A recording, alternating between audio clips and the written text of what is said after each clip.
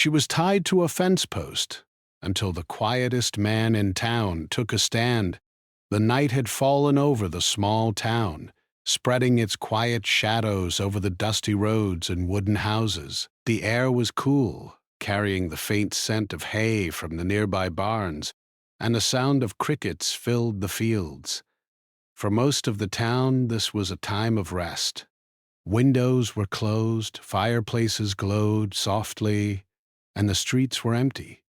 Yet, on the edge of town, near the old wooden fence that marked the boundary of a lonely pasture, a troubling scene was unfolding.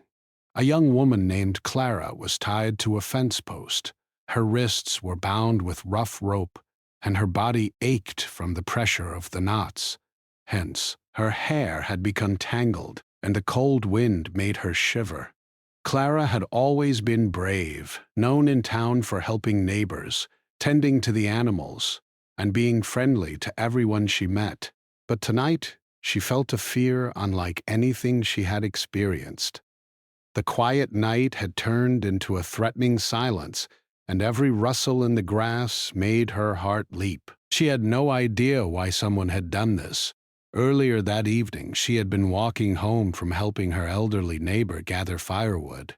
She had hummed a gentle tune as she carried the bundle along the dirt road, thinking about the warm supper waiting at her small, tidy home. But somewhere along the way, someone had ambushed her. The memory of the struggle was blurry, like a bad dream she could not quite remember.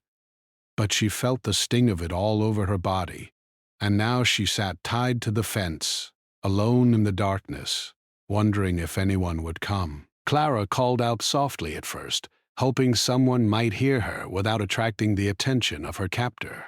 "Hello? Is anyone there?" she whispered. Her voice was trembling.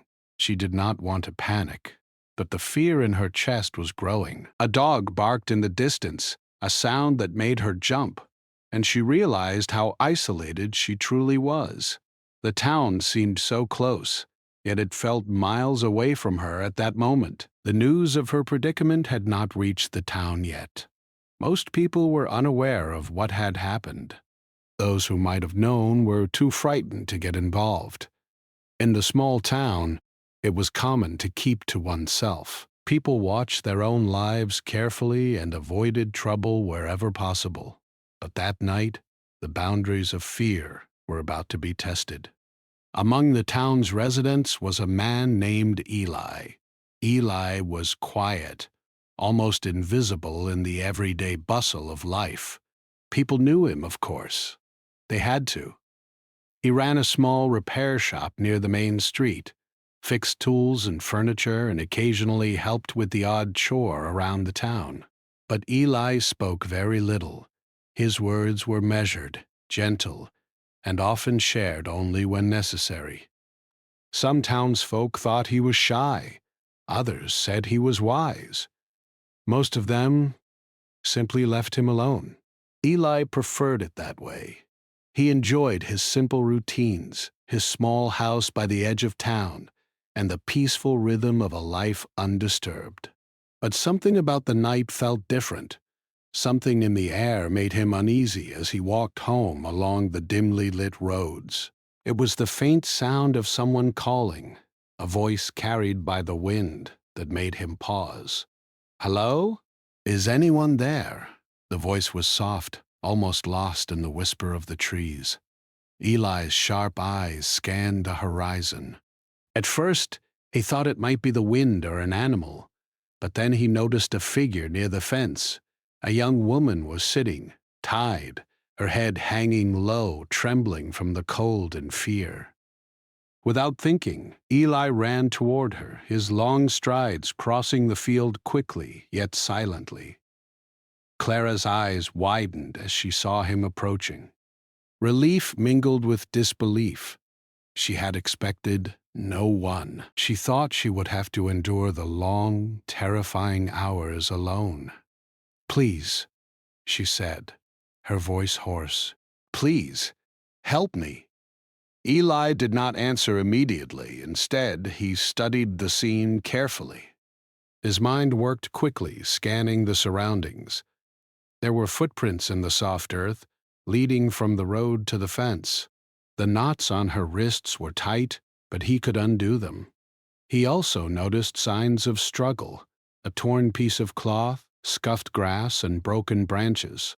Whoever had done this had fled in haste, probably not expecting anyone to come so quickly.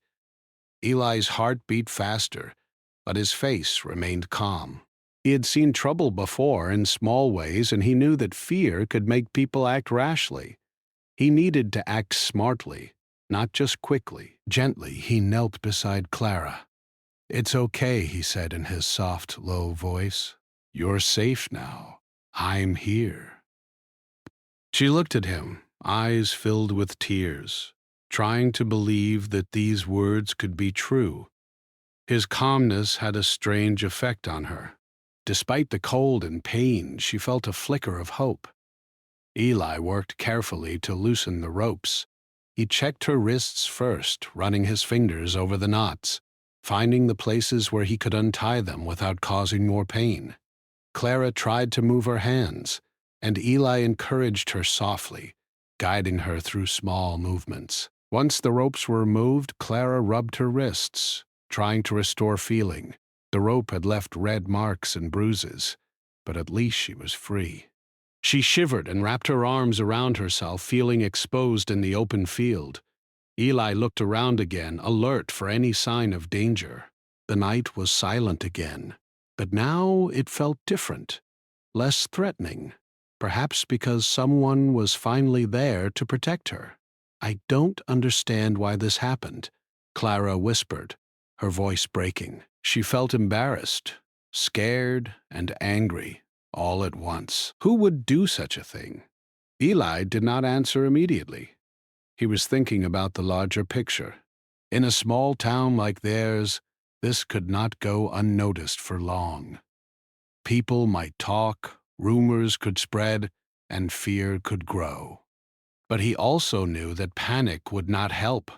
What mattered now was her safety and figuring out what had happened. "You're not alone," he said finally. "We'll figure this out." Clara nodded, drawing strength from his words. Even though she had never spoken much with Eli before, she felt a sense of trust in him. There was something about the quiet way he carried himself, calm, steady, and watchful, that reassured her. For the first time since the attack, she felt a sense of security. Eli helped her to her feet. She was weak from the struggle, but she leaned on him as they walked slowly toward the road that led back to town. Every step was careful, every sound of the night making them pause. The fields that had seemed vast and threatening now felt less intimidating, because she was not facing them alone. As they reached the edge of the town, a few distant lights from houses appeared.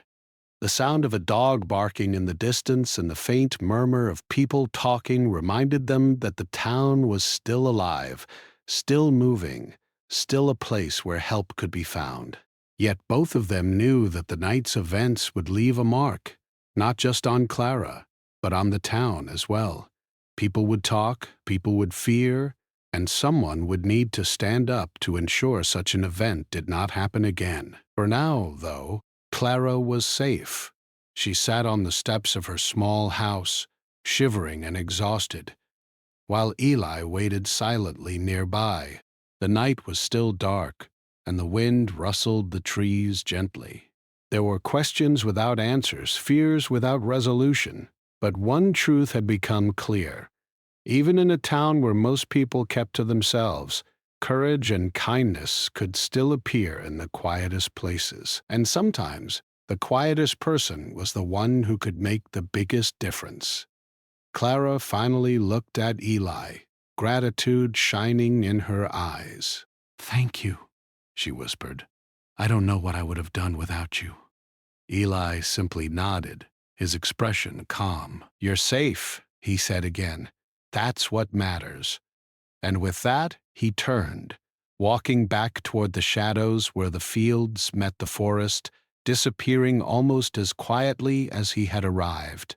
The night returned to its usual stillness, But the events of this evening would not be forgotten.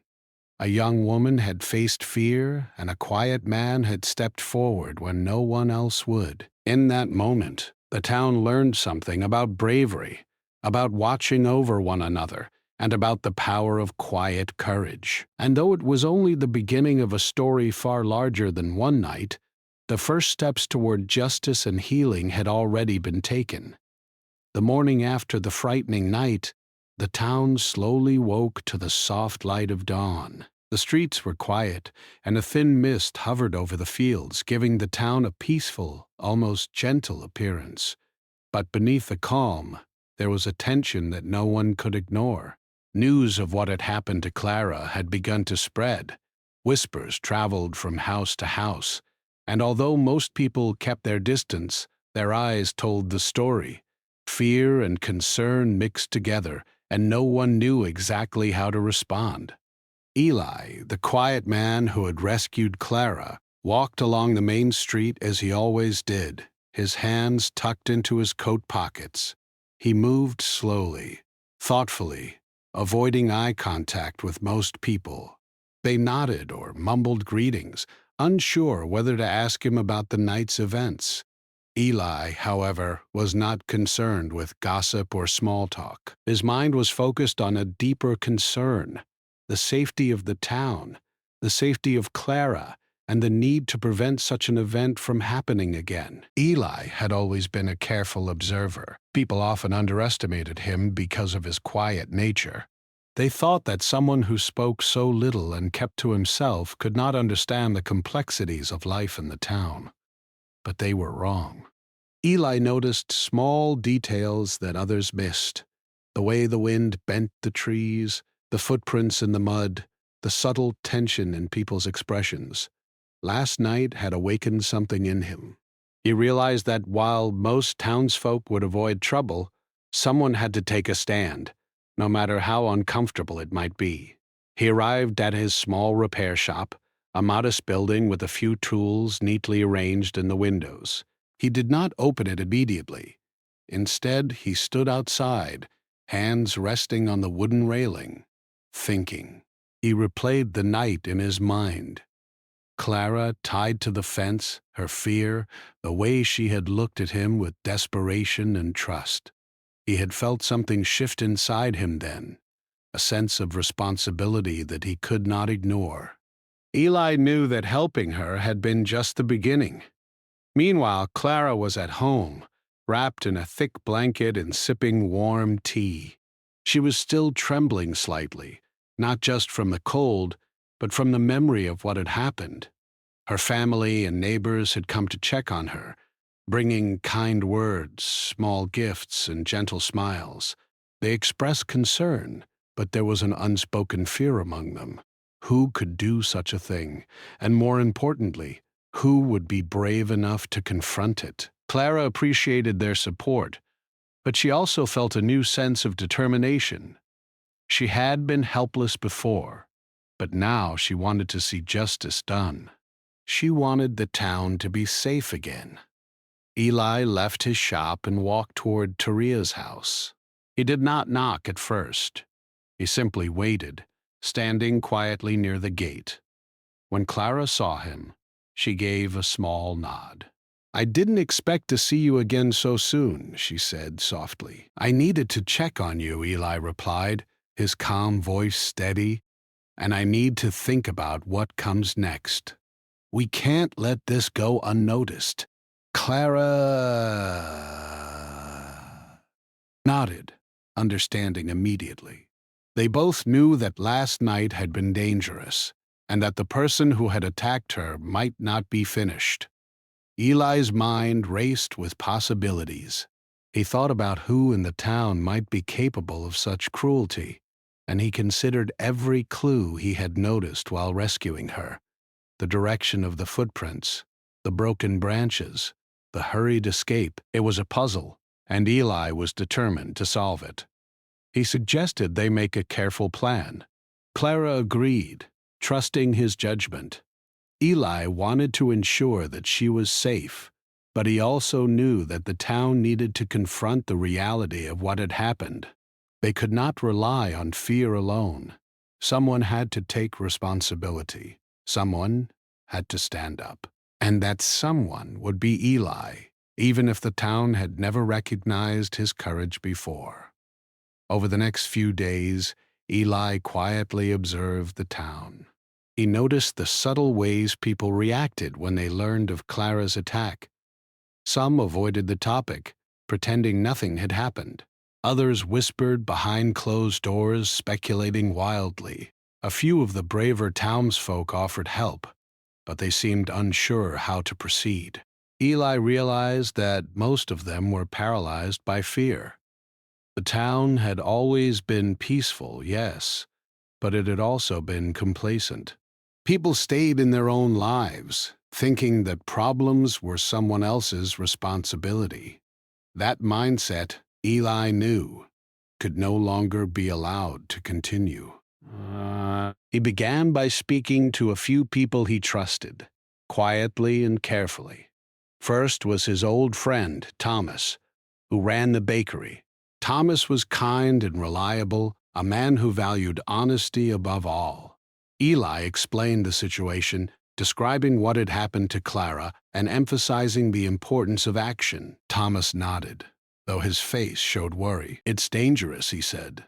"We don't know who did this, and they might strike again." "I know," Eli replied, "but doing nothing is more dangerous. Someone has to step forward. Someone has to protect the town, protect Clara, and ensure this doesn't happen again." Thomas thought for a moment, then agreed. "I'll help," he said quietly. "But we need a plan. We need to be smart about it." Eli nodded. That was exactly what he had in mind. Action without thought could lead to more harm. They began to discuss how to gather information discreetly. Eli suggested observing from a distance, noting patterns, listening to conversations, and speaking only when necessary. They would need allies, but they could not act recklessly. Next, Eli spoke to Sheriff Daniels. The sheriff was a good man, but he was cautious by nature. When Eli explained his concerns, the sheriff frowned.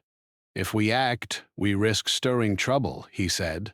"People will be scared. And if we accuse someone without proof, we could make things worse." Eli understood the sheriff's hesitation. "We're not accusing anyone yet," he said. "We're observing, gathering information, and making sure Clara is safe. We're acting to prevent further harm, not to create more." After a long pause, the sheriff nodded reluctantly. "I'll keep an eye out," he said. "But be careful, Eli. I trust you, but this could get dangerous." Eli accepted the warning silently. He knew the risks. He also knew that fear could not control actions forever. Courage was not the absence of fear. It was the decision to act despite it. Meanwhile, Clara began to regain some of her strength. She walked cautiously through the town during the day, slowly returning to her routines. She was still wary, still remembering the terror of being tied to the fence post, but she drew courage from Eli's presence. Even when he was quiet, his determination spoke volumes. She realized that bravery could come in many forms, not just loud, bold actions, but careful, steady determination. Together, Eli and Clara began to piece together what they could about the attack. They spoke to neighbors discreetly, listened to rumors with care, and noted any unusual behavior. Some people were frightened and unhelpful, but others quietly provided small pieces of information.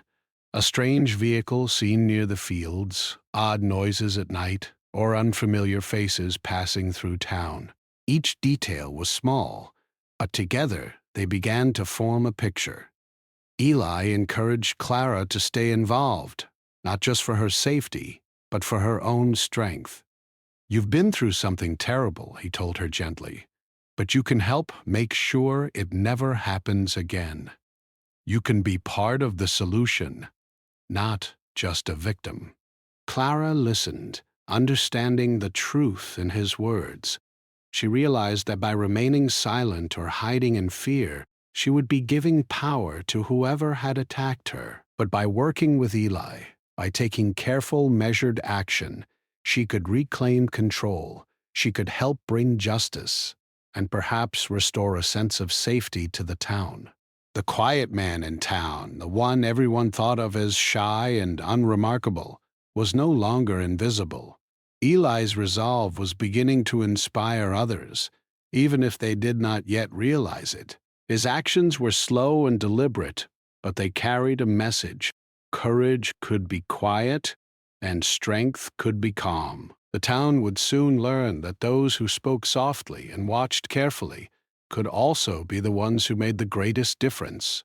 Days passed, and Eli continued his careful observation. Each night he walked past the fields, checking for signs, watching for movement, and ensuring Clara's safety.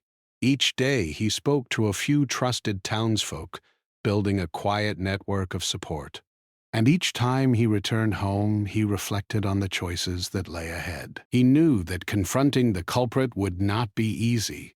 It would take bravery, planning, and perhaps risk.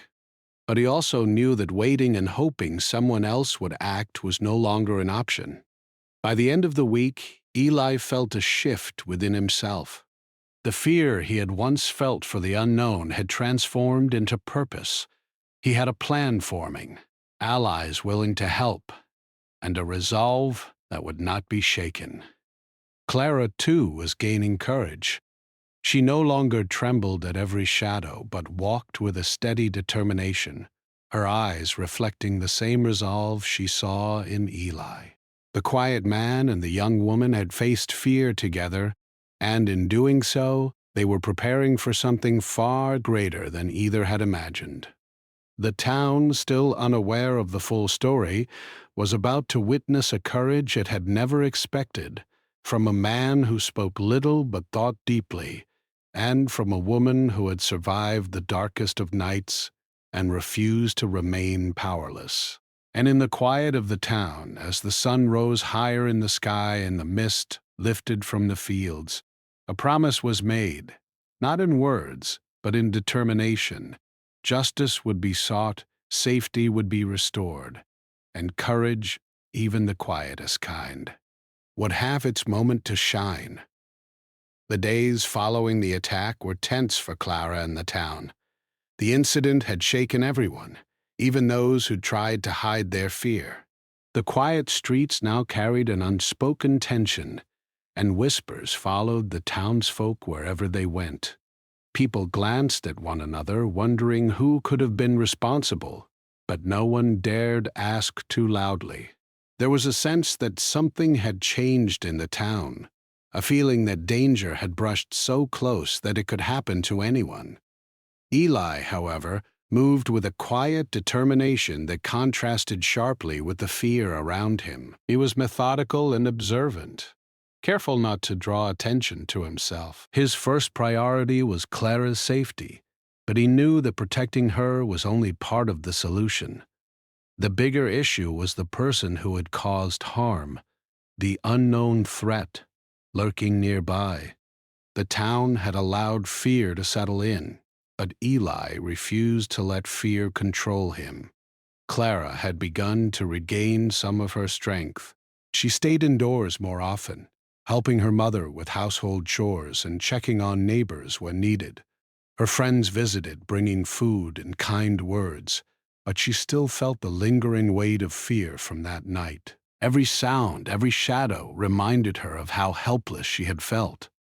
But now, with Eli's steady presence, that helplessness began to fade. She realized that she could face the situation actively, not just passively endure it.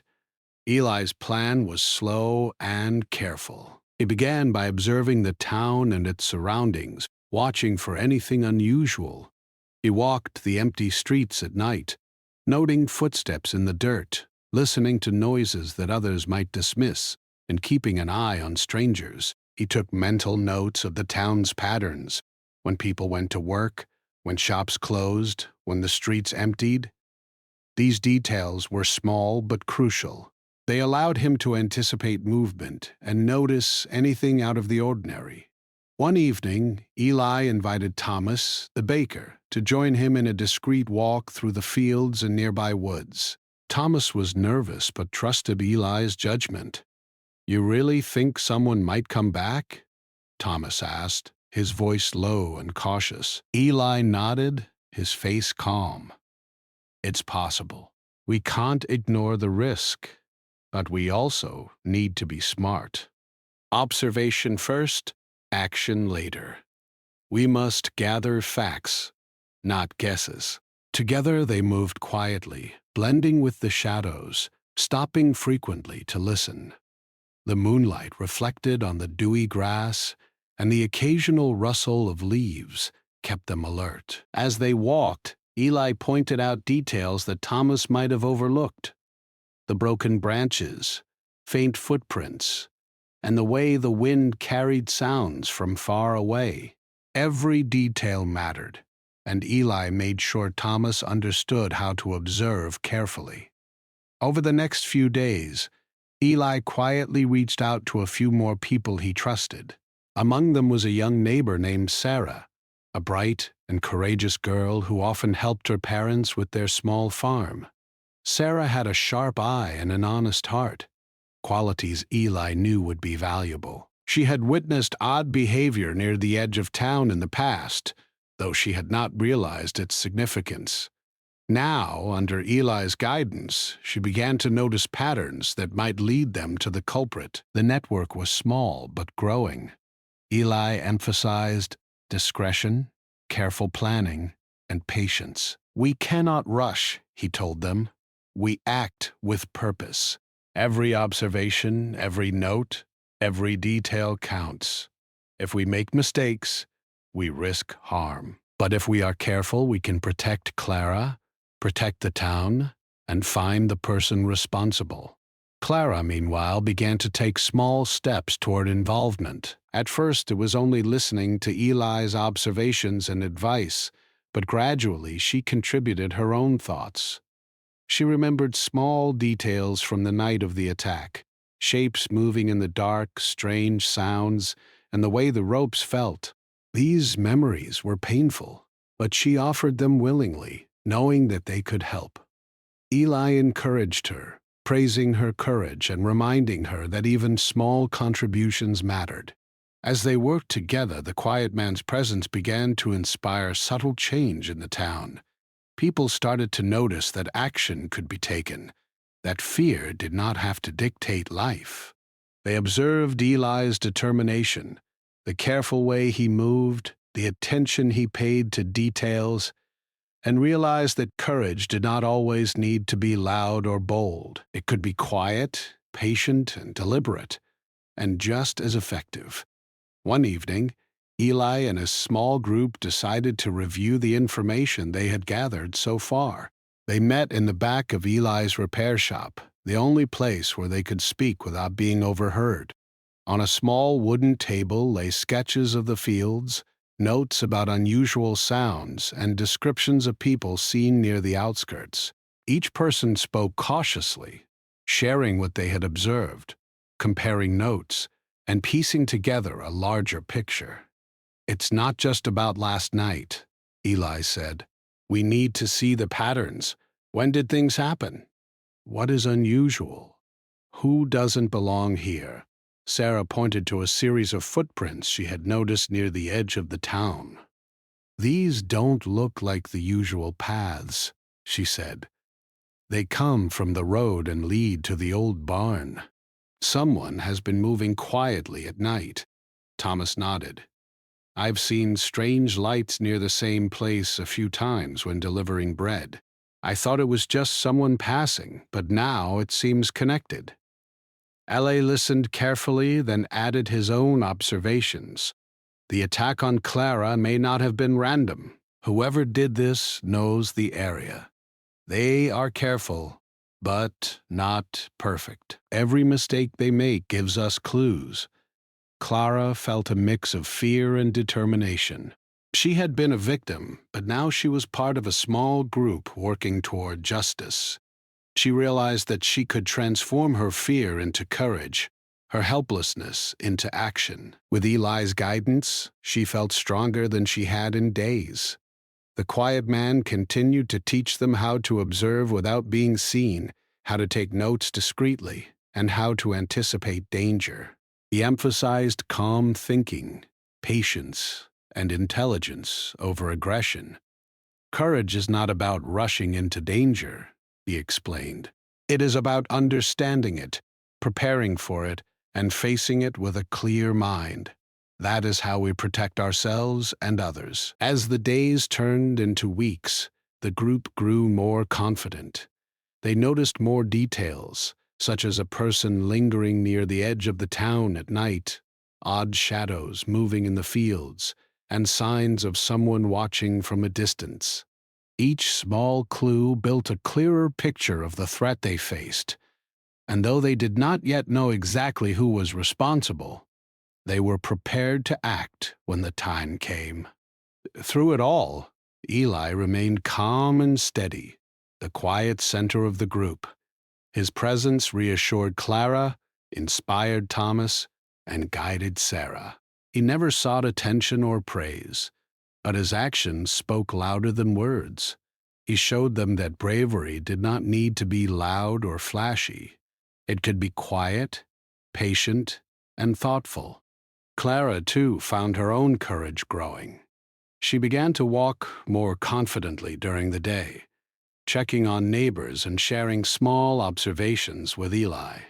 She realized that being involved, even in small ways, made her feel stronger. Fear no longer controlled her. Instead, determination guided her.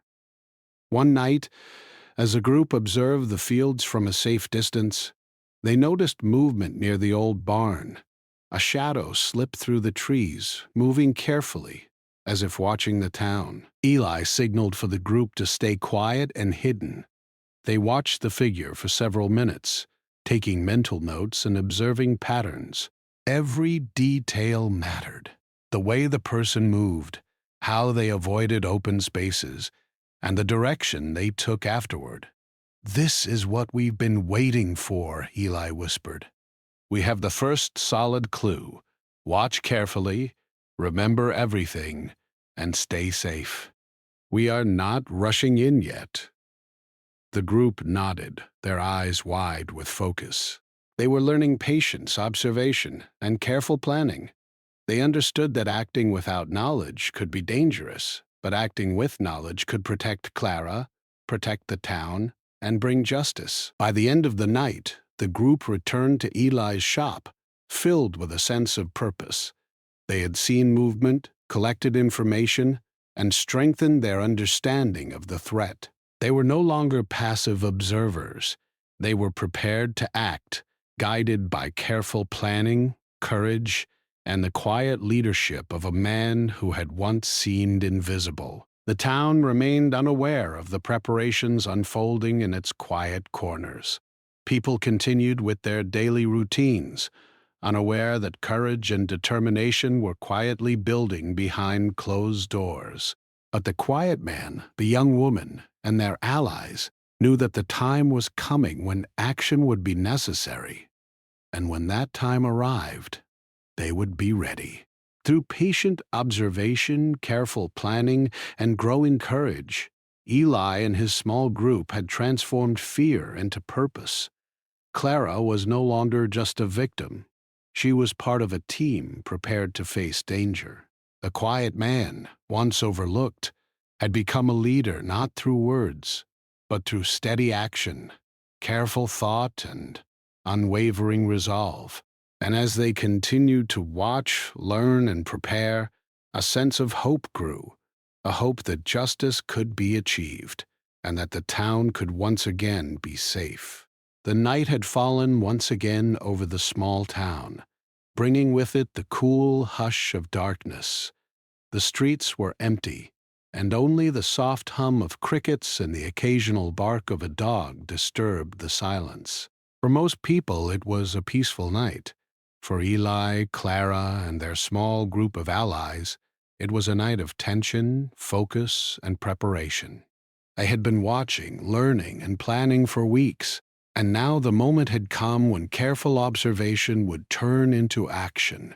Eli had chosen the time and place carefully. The old barn at the edge of town had become the central point of their surveillance. From their hidden vantage points among the trees and bushes, they could see the faint outline of the structure in the moonlight. It was quiet, yet something about it felt charged, as if the air itself was aware of the events that were about to unfold. Eli signaled to the others to stay low and silent. Every movement, every whisper could give away their position. Clara watched from behind a thick bush, her heart pounding in her chest. She had learned to stay calm under Eli's guidance, but her hands were still trembling slightly. She understood the danger, yet she also knew that this was necessary. They could not allow fear to control their lives any longer. Eli's quiet strength gave her courage, and she followed his lead, trusting in his plan. Thomas and Sarah were positioned nearby, each with a clear view of the barn. They had learned how to stay hidden, how to observe without drawing attention, and how to communicate silently using small signals. Eli had taught them well. He believed in careful action, intelligence over force, and patience over haste. Now all of that training would be tested. As the minutes passed, a shadow moved near the barn. The figure was careful, deliberate, and unaware that they were being watched. Eli's eyes narrowed as he studied the movement. Every step, every glance, every subtle shift in posture told him something about the person. This was no random wanderer. This was someone who knew the area and was cautious, yet imperfect. The mistakes they made, small as they were, gave Eli the edge he needed. "Stay calm," Eli whispered to the group. "Watch. Learn. Don't act yet." The shadow lingered near the barn for several minutes, as if searching for something or waiting for someone. Then it moved closer to the side door, peering inside. Eli motioned for Clara to stay down and keep her eyes on the figure. Her heart raced, but she remained still, recalling everything Eli had taught her about observation and patience. After a few tense moments, the shadow reached the door and paused. That pause was all Eli needed. He had already memorized the layout of the area, the possible escape routes, and the positions of his group. He signaled to Thomas and Sarah, who nodded subtly. They would act together, as one, when the time was right. Eli approached the barn cautiously, keeping to the shadows. Clara followed at a safe distance, her nerves steadied by his calm presence. The figure inside was unaware of their approach. As Eli got closer, he could see the details clearly: the person's face partially hidden, the nervous movements, the hesitation in their stance. It was enough to confirm that they had the right target. With careful precision, Eli instructed Thomas and Sarah to flank the barn quietly, cutting off possible escape routes. They moved like shadows themselves, careful not to make a sound. The night seemed to hold its breath as the quiet man and his allies prepared to confront the culprit. Eli stepped forward, his voice low but firm. "Stop," he called, and the figure froze. The sudden command broke the tension, yet there was no panic. Ellie's calm authority carried weight. The shadow turned, revealing a young man who had clearly not expected anyone to confront him so confidently. His eyes widened in surprise and fear. "You're the one who attacked Clara," Eli said quietly but firmly. "Why?" The young man stammered, trying to form words, but his fear made him hesitate. He realized that the quiet town, which he may have assumed would stay silent, now had someone willing to act. Eli's calmness, intelligence, and courage had stripped away the power of intimidation. Clara stepped forward slightly, her voice steady. "You hurt me," she said. "You tied me to a fence post and left me alone in the dark. Do you understand what that feels like?" The young man looked down, guilt and fear in his eyes. Clara's calm but firm tone was more powerful than any shouting or anger. It showed strength born from experience and survival. Eli observed carefully, ready to intervene if needed. He knew that force might be necessary, but he also believed in giving people a chance to face the truth and admit responsibility. The young man's hesitation, the subtle signs of fear and guilt, told Eli that this confrontation could be resolved without violence. "You need to come with us," Eli said. "We are taking you to the sheriff. There will be consequences, but it's better than running. Running only makes things worse." The young man nodded, trembling. Slowly, he allowed Eli to guide him toward the road where the sheriff had been alerted. Thomas and Sarah followed, keeping watch on the surroundings to ensure that no one else interfered. The night felt heavy with tension, yet there was also a strange sense of relief. The confrontation had been carried out with intelligence, courage, and restraint, qualities that Eli had emphasized from the beginning.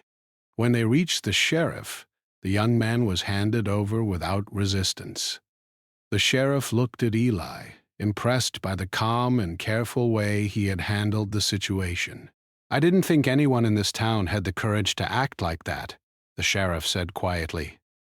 Eli nodded, understanding that actions often speak louder than words, especially in a town that had grown used to fear. Clara felt a wave of relief wash over her. She had feared the worst for so long, but now she could see that courage, patience, and careful planning had made a real difference. The man who had once seemed invisible had stepped forward when it mattered most, and the town's sense of safety was slowly being restored. Eli, Clara, Thomas, and Sarah returned to the edge of town, where the fields met the forest. The night was quiet again, but it was different now. It carried a sense of resolution, a feeling that courage and justice had found their place. Clara looked at Eli with gratitude, her eyes reflecting respect and admiration. "You didn't have to do all this," she said softly. "You could have stayed quiet." Eli shook his head. "I couldn't," he said simply. "Someone had to act. Fear only grows if we let it. Courage doesn't have to be loud. Sometimes it's quiet, careful, and patient. That's enough to make a difference." Thomas and Sarah smiled, understanding what Eli meant. They had seen firsthand how intelligence, preparation, and calm action could overcome fear. They realized that bravery came in many forms, and that even the quietest person could inspire change. The young man who had caused harm was now in custody, facing the consequences of his actions. The town would learn of the events soon, but the story would not be one of chaos or fear. It would be a story of careful planning, courage, and quiet strength.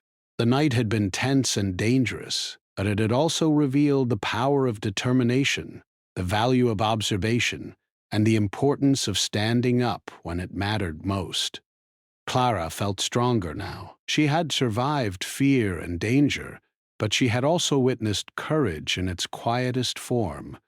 She understood that standing up, even in small ways, could change the course of events. She no longer felt helpless. She had been a part of the process, a witness to courage, and a contributor to justice. Eli, as always, returned to his modest life, but his presence had left a lasting impact. He had taught the town, silently but powerfully, that bravery is not measured by noise or attention, but by the choices made in the face of fear. The quiet man had taken a stand, and in doing so, he had restored a sense of safety, justice, and hope to the town. By the end of the night, the fields were quiet again. The barn stood still in the moonlight, the shadows fading, and the stars shining down as if approving the courage displayed below. The town streets were empty, but they carried a new sense of security. Clara knew that the journey toward healing and safety was not over, but the hardest step had been taken. The person who had caused harm had been confronted. Justice was underway, and the quiet man had shown that courage, no matter how soft-spoken, could protect the innocent. The events of the night would be remembered by those who were involved, but the town itself would slowly come to understand what had happened. Fear had been met with courage. Danger had been met with careful planning, and a quiet man who many had overlooked had become a hero in the most meaningful sense, not for recognition, not for praise, but for standing up when it mattered most. As the first light of dawn began to touch the rooftops, Clara, Eli, Thomas, and Sarah returned to their homes, exhausted but satisfied. They had faced danger, confronted it carefully, and emerged victorious. And though the town might never fully realize the depth of Eli's courage, the impact of his actions would be felt for a long time. The town slowly returned to its usual rhythm in the days following the confrontation. The streets, once filled with whispers and nervous glances, now carried a quieter, more settled air. People went about their work with a cautious optimism, still aware of what had happened, but no longer paralyzed by fear. Life, it seemed, was finding its balance again. And at the heart of it all, Clara was beginning to feel a sense of peace she had not known since that frightening night. The first morning after the events, Clara woke with a feeling of relief and strength. The weight of terror that had haunted her for weeks was lifting, replaced by a sense of calm. She moved through her small house, tending to chores and preparing breakfast, her movements steady and deliberate. Her mother watched her closely, a soft smile on her face, noticing how Clara's posture had changed. She was no longer trembling at the shadows or jumping at every noise. There was a quiet confidence in her now, a resilience born from surviving something terrifying and witnessing courage firsthand. Clara thought often of Eli, the quiet man who had changed everything. He had saved her life, guided her through the weeks of observation, and confronted the danger with a calm determination that few could match. But more than that, he had shown her what true courage looked like, not in loud words or dramatic gestures, but in careful planning, quiet resolve, and the steady willingness to act when it mattered most. Clara understood now that courage could take many forms. Eli, for his part, returned to his simple routines. He repaired tools, tended to his small shop, and walked the familiar streets of the town. Yet there was a subtle difference in the way he moved. He carried himself with quiet pride, a sense of satisfaction that came not from recognition, but from doing what was right. Though many townspeople still regarded him as reserved and shy, those who observed closely began to notice a change. There was a calm authority in his steps, a reassurance that someone capable and courageous was watching over the town. Clara began to engage with the community again, slowly rebuilding connections that had been strained by fear. She helped her neighbors, shared meals, and offered her observations to Eli and others, quietly contributing to the safety of the town. The experience had strengthened her in ways she had never anticipated. She had faced fear and survived. She had learned that standing up, even in small ways, mattered, and she had seen firsthand how one person's courage could ripple outward, inspiring others. Thomas and Sarah, who had helped Eli with observation and planning, also felt the lasting effects of the events. They carried themselves with a new sense of confidence and responsibility. Thomas, the baker, returned to his shop with a renewed dedication to the town, offering not just bread but reassurance and calm presence to those who came by. Sarah, the young neighbor, continued to help with her family's farm, but she now noticed and spoke up about things that seemed unusual or unsafe. Both of them had learned that courage could be quiet but effective, and that taking action, even in small ways, could protect lives. The young man who had attacked Clara was now in custody, facing the consequences of his actions. The town would eventually hear of the arrest, but by then, the focus had shifted from fear to reflection.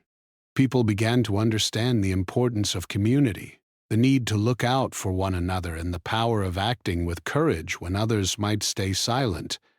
Eli's example had quietly transformed the town's perception of bravery. It was no longer about loud gestures or attention-grabbing acts. It was about steady, thoughtful action, and doing what was right even when it was difficult.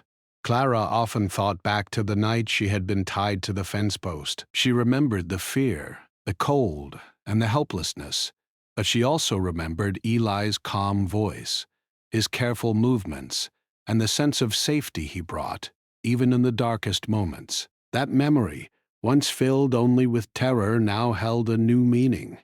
It was a reminder that even in moments of extreme fear, courage could appear, and it could change the course of events. The town slowly but surely began to heal. Children played in the streets without hesitation. Neighbors spoke more openly, and the sense of dread that had lingered for weeks began to fade. People who had been hesitant to act learned that careful observation, thoughtful planning, and quiet courage could protect them and their community. The story of that night, though not widely told in detail, became a lesson in bravery and the importance of standing up when it mattered. Clara found herself stronger than she had ever been. She walked confidently through the town, greeted neighbors with warmth, and helped those in need. The fear that had once dominated her life had been replaced by a sense of purpose. She understood that her experience, though traumatic, had given her insight into human courage, the importance of vigilance, and the value of community. She no longer saw herself as a victim, but as a survivor, someone who could contribute to the safety and well-being of those around her. Eli, true to his nature, did not seek recognition for his actions.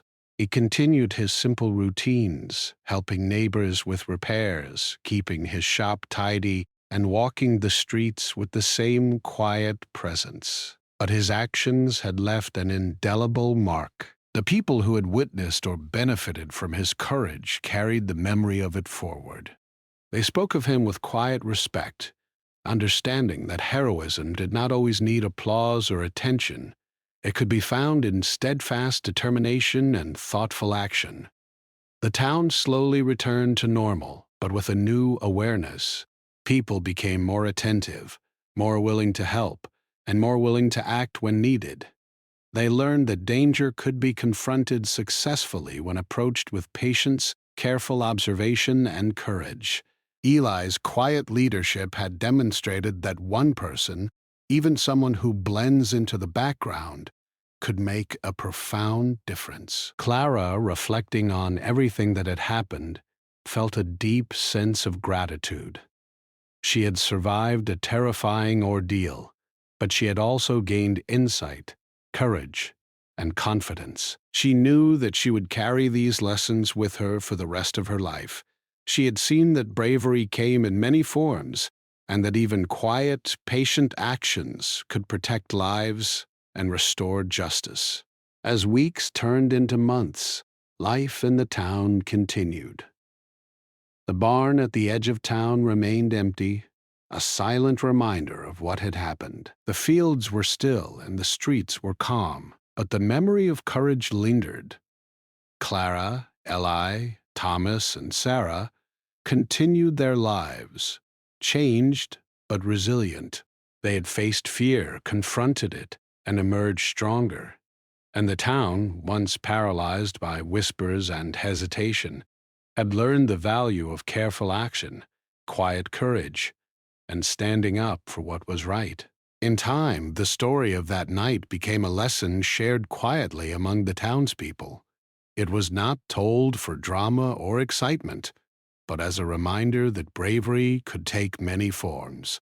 The quiet man who had acted when others hesitated became an example of how one person's determination could inspire change, protect the innocent, and restore a sense of safety to an entire community.